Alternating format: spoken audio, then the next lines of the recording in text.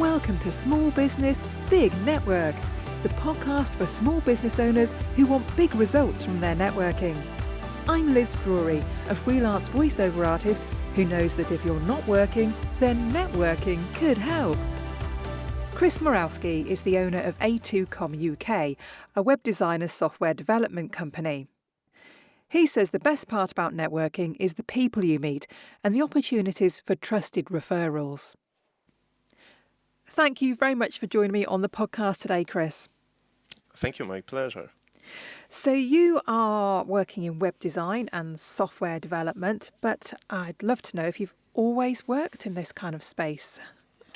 Actually, yes, if you don't count the time when I was studying. And this is a funny story, actually, because I was studying finance and banking. Okay. Something completely different than web design. I know it sounds like pre-dinosaur era, but when the internet came, finally, it was this new thing, this wow, this changes everything kind of a moment. And I started to do websites as a hobby, just to learn this internet thing, and when somebody told me that I can send an email, well, actually, we called it letters or electronic letters. Because email is electronic mail. When I can send a letter to somebody and they will get it instantly, I was like, this changes everything. This is really, wow, it's incredible.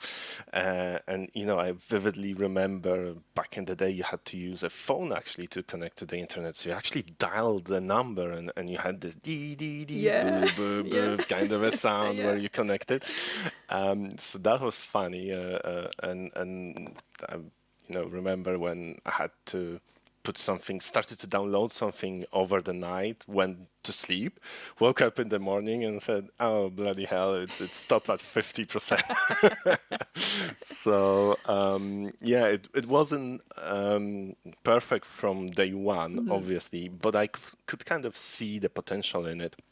And started to really learn it as something I did after hours, apart from my studies. I kind of in my head, I'm going to go and work in a bank and I'm going to be this, financial advisor maybe, or a bank manager, a branch bank manager. That was kind of my dream when I was studying. But something kind of started to shift towards the end of my studies. I did finish them. I did get my master's actually. Yeah. So that was quite fun. But I started to do this new thing, those sites, websites, and so on, and there was almost nobody who did them because it wasn't like you could finish school and learn how to do it. You really had to do it after hours yourself and be a bit of a geek to to start and do it. And there was a high demand, and I just said, you know what? I can always come back to finance and banking because I have this master's, and I can always say I did a gap year after my studies or whatever. So I'm gonna try this new thing, and if it works out, it works out. If not, I'll come back to what I know, and happy days. It did work out actually, although the story wasn't all nice and sunshines and rainbows and everything went well and smoothly. But it did work out, and I never came back to what I studied, and kind of just evolved within the industry as the industry evolved. So have you always been self-employed in the sector from the start? Yes, that actually came because I needed to move. So I'm originally from Poland, but I've lived in Belgium, Luxembourg, and then finally came to UK to stay here. And when I went to Belgium, I just followed my wife. She was doing a PhD there. And I guess I did the same thing. I said, well, we weren't married back then yet. So I met this wonderful girl and I said, well, I'm going to give it a year. If it works out, it works out. If not, I can always come back to Poland, And so we went to Belgium and I didn't assume that there won't be a lot of people who know who can speak English there. And Belgium is a bilingual country from the start, from inception, was a bilingual country from inception.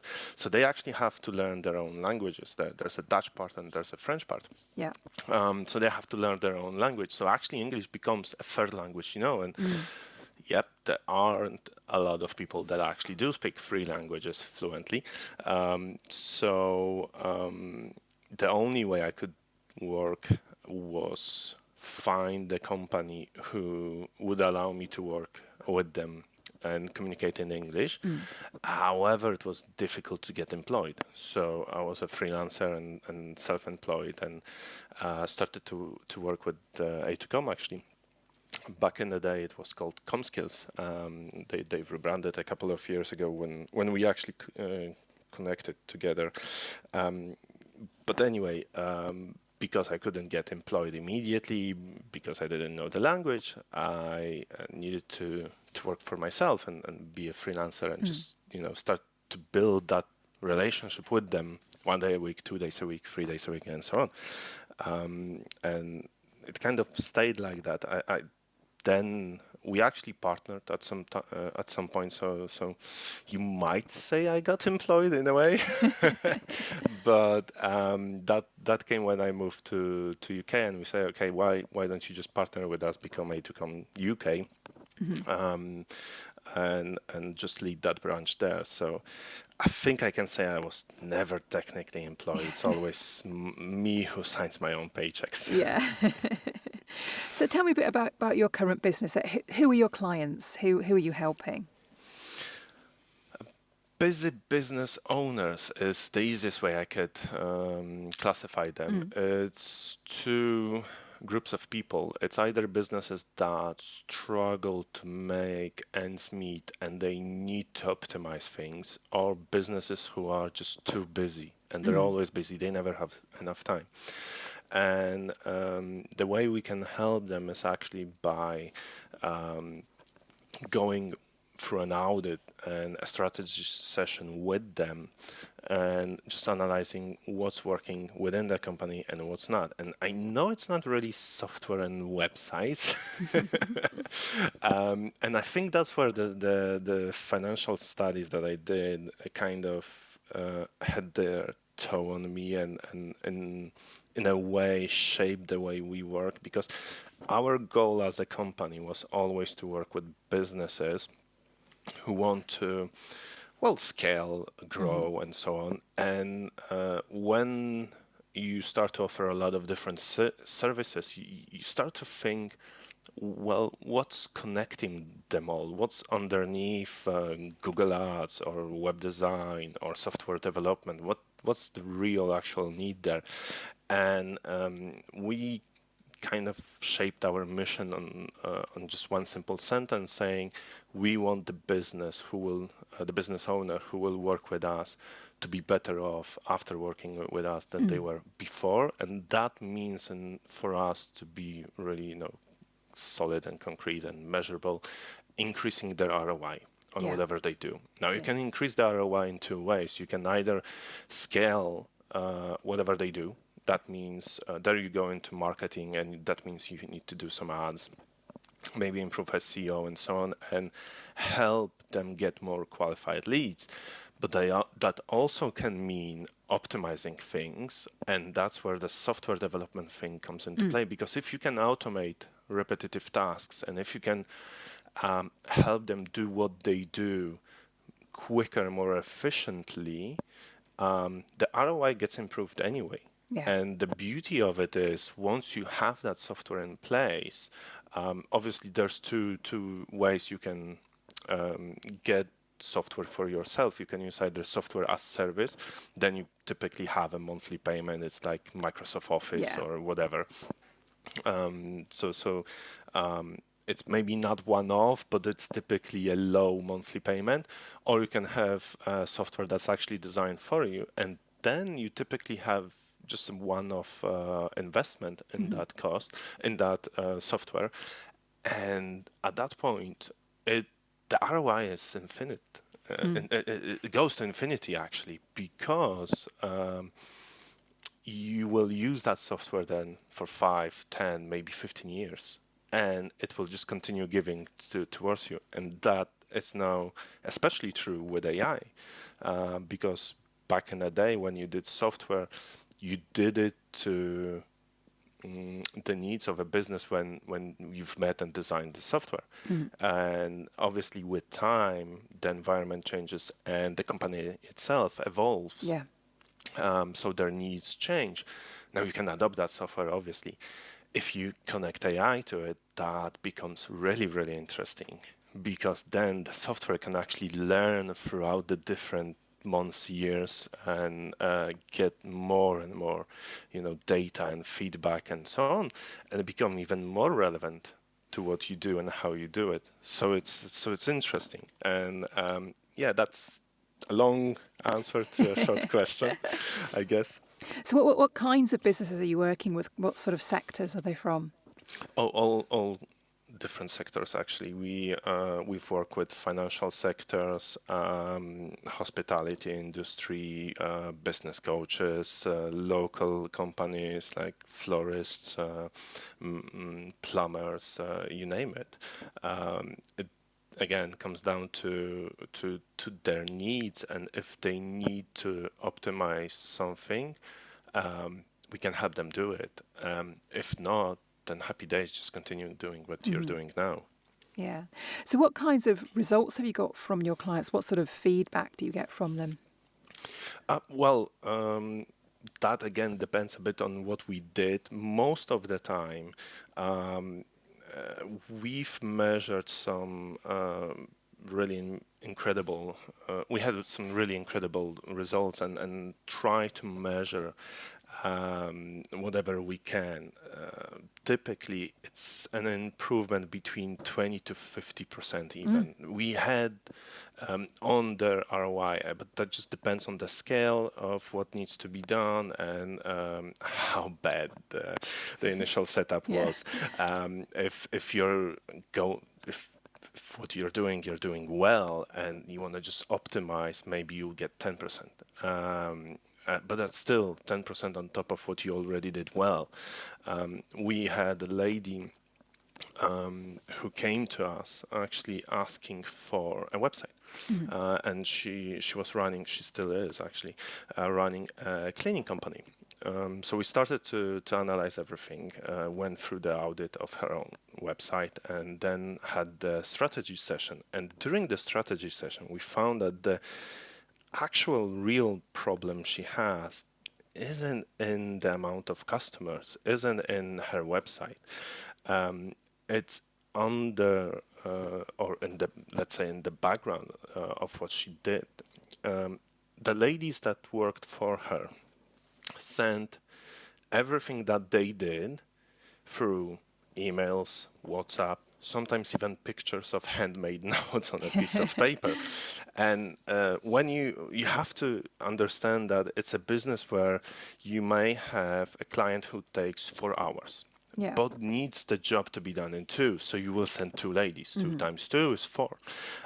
Sometimes the customers, especially the older people, like to pay in cash. So they'll pay in cash what they have to pay you as a business owner, but they'll pay that to the lady who was there, to the cleaning lady. Obviously, she's not getting the full amount. She's getting 80, 90% of it. Hard to say for me, but it's definitely not the full account. Plus, the ladies themselves, they work on different rates, because some of them may, claim some benefits, and they just want to work a couple of hours just as an extra, but don't want to pass a certain threshold. And so on. So it gets really, really complicated. So she needed to do all the calculations at the end of the month. Needed to really contact all the ladies, make sure that she got everything from those different sources, gather everything together, put it in a spreadsheet, and then she could issue her invoices manually, calculate how much she has to pay whom, and what's the amount she needs to send to the customers. That took her around 2 days. So she hated the end of the month. So we did a system for her where the ladies can implement everything into the system by just using a smartphone. And any phone, you just use a web portal for it. And once that's done, it's one click of a button. Yeah. So you can imagine that the change for her was, I wouldn't even be able to calculate it, because it's 2 days back every single month until the end of the day. Yeah. So that was obviously a glowing reference and a happy customer. We actually never did the website, believe it or not. We actually never did the website that she came to us for, but she did came back later on for a website for a different company that she was running. Thanks to the time she got back, she could start a different business and said, this is running more or less on autopilot now. So I got involved in something else, and can you do a website here for me? I said, do you need a software or a website? So it's those kind of results. It's quite fun, actually, at the end of the day, to have a conversation before and after with that owner and be able to see a positive impact. It's not always maybe at the end of the day you can measure everything with money, but I think sometimes it's not even the amount of money they save. Sometimes it's like those 2 days are now not a nightmare every single month. Yeah, you changed her life. In a way, and in a positive way, which is double the fun. Yes, yeah. So how many businesses would you say you've worked with now, and where are they? Are they all over the world, I guess? We tend, in a way, yes. We did some odd bits in Singapore and different places, but that was through connections and just networking and people who knew somebody and that other person needed something. So it's not like we're global. We tend to stick in 2 niches. We tend to like work in 2 areas, not niches. UK, obviously, and then in Europe, it's more or less the French-speaking part of Europe. That will be Luxembourg to some extent, Belgium and France. Yeah. And this is really our target customer area and sector, so UK and French-speaking part of Europe. We did some, again, it's connected with my background. We did a lot of things initially in Poland, and then a couple of odd jobs, in Germany and so on.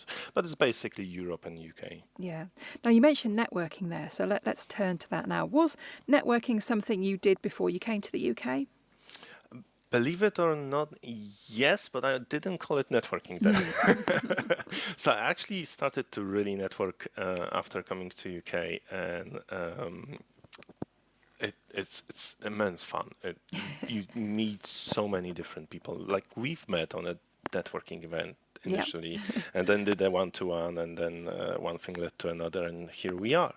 But I actually started in Luxembourg and got involved in like a local chamber of commerce, and started to work with some Polish businesses that were there, and again, that went through some connections and people I just knew that needed initial help. So they then we did something for them. So they introduced us to somebody else, and so on. So it wasn't really like strictly networking. Although when I do think about it now, it was actually networking. I just didn't call it that way.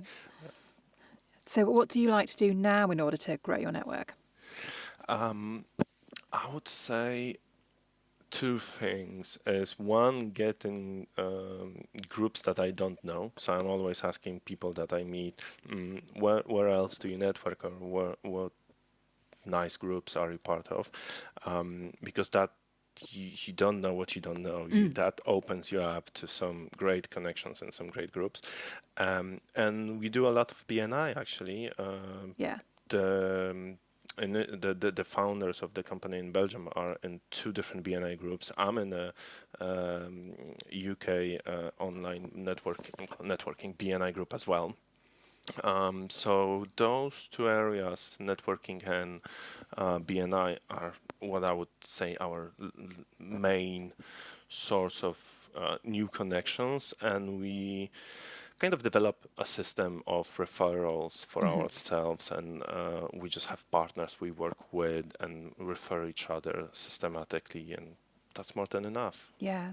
So what has networking brought to you? I mean, clients, presumably, but anything else? Yes, clients, obviously, I think everybody who does networking at the end of the day wants more business out of networking and wants to meet new customers and get in front of people.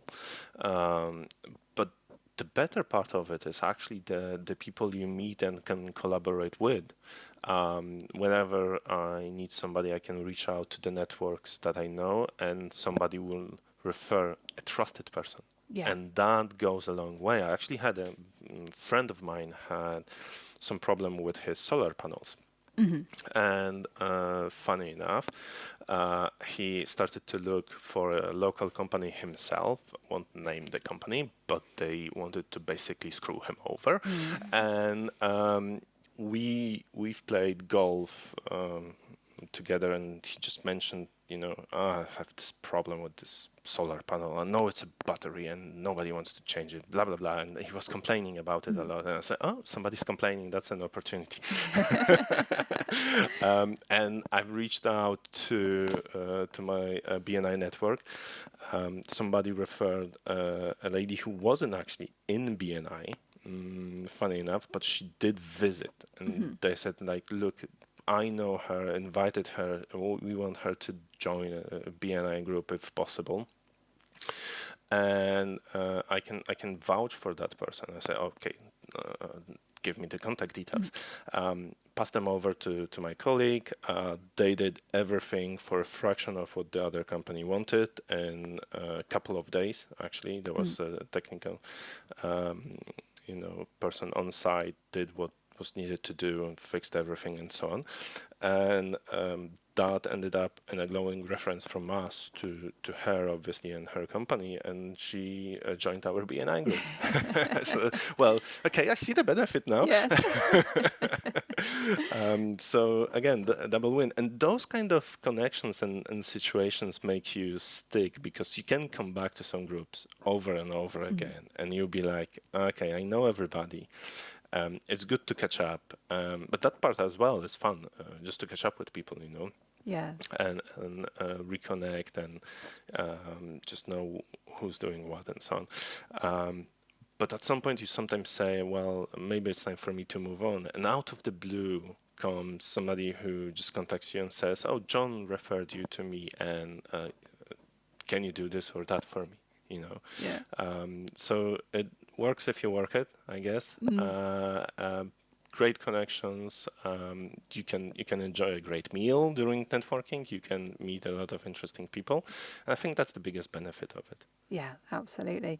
So one final question to you, Kris. If people want to join your network and find out more about you and your business, what's the best place for them to find you? I guess our website, a2com.uk. So it's A as alpha, then the number 2, and com.uk. You can find me on LinkedIn, Kris with a K, Kris Morawski. You can find me there, or come visit our BNI group. It's BNI Pioneer, and you can come and visit and become part of that group as well. And I'm there as well. Yeah, the door's always open. Yes. Thank you very much for being my guest, Kris. Thank you as well. It's been a pleasure. Thanks for listening to Small Business, Big Network. If you found this podcast useful, please do rate, review and subscribe. And don't forget to share it with the rest of your network too.